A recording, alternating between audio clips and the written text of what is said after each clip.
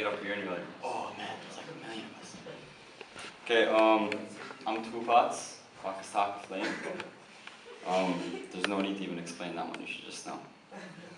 Okay, so this one's called Philosophy of Nonsense.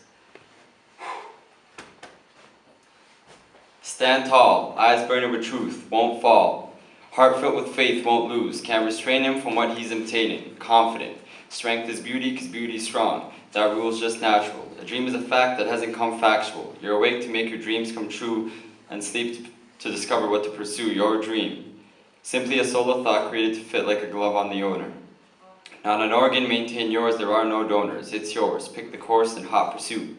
Corporate suit with classic shoes or tatted skin, pants are slim, fresh cap, yet ragged rim. Don't focus on the race, but rather the place you end up at, destination.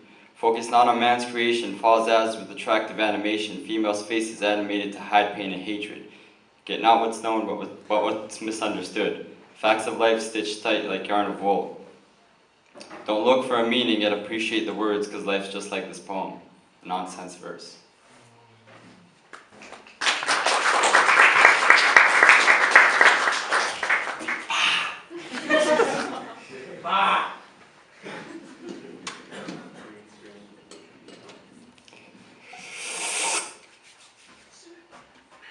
So I'll admit it, you're all I can think about. My brain tells my heart to calm down, but all it wants to do is scream and shout. Like the first raindrop after a year-long drought, the most pure emotional help, rejuvenation of the self, you've pulled me out.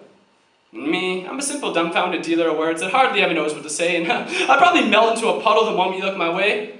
I'm a geeky, weird kid, about 10 pounds underweight. But that's okay, because I don't need muscles to write you love poems anyway.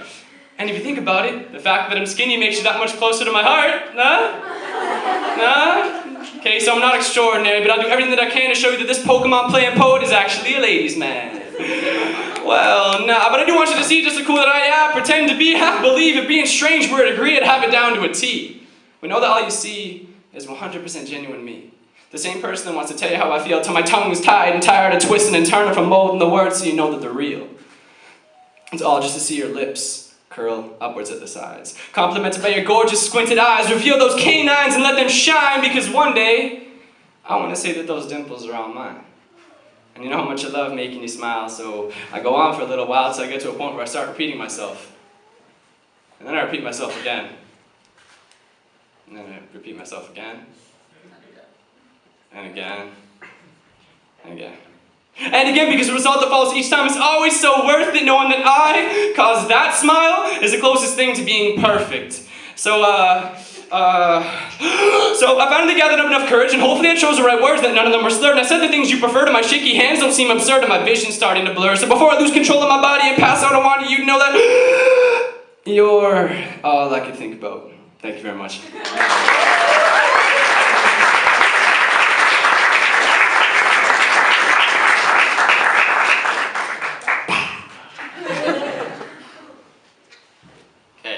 So, unfortunately, it's hard for me to look at the phone and you guys at the same time, so I decided to take turns. How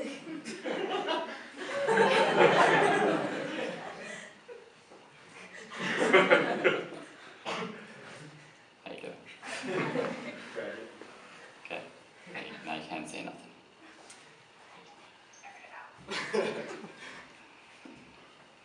Okay, this one's called Don't Be Fooled. This just in, once again, alright. This just in, life's trapped in tragedy. Everything's amazing, but no one lives happily. Any place, same old case, UFOs in outer space. CIA mind plotted games, Illuminati control the human race. Skeptics gather to discuss fake fake moon landings, friendly faces with evil smirks, advertised semi-erotic, highly exotic, deadly with toxic products bestowed through the hands of clerks. Governments mount organized satanic networks, distracting you with using social networks decorated with beautiful artwork. Tumblr salutes its new recruits and displays your daughters in new swimsuits. Ask yourself, what are you selling? This game's got you on a hazy route. Attention gained by seduction does nothing but help the dark pit of loneliness grow. Surrounded by tech to stay connected, don't feel alone. iPhone told Adam to bite into an apple. The cost of one button is Congo's destruction for tin and tungsten. Disconnected in bed all alone, open your ears and hear the crow. Straitjackets allow more freedom than these clothes. Mine enclosed by hats saying obey and shoes cover ankle to toes. Moving your legs saying just do it. Diamond rings aid rebellions in taking everything in Sierra Leone. But Matt TV says commit. So we entrust consumerism instead of faith because our heroes say there's no point in prayers. Once again, we sleep beside our deadly sins. Ask yourself what truly matters.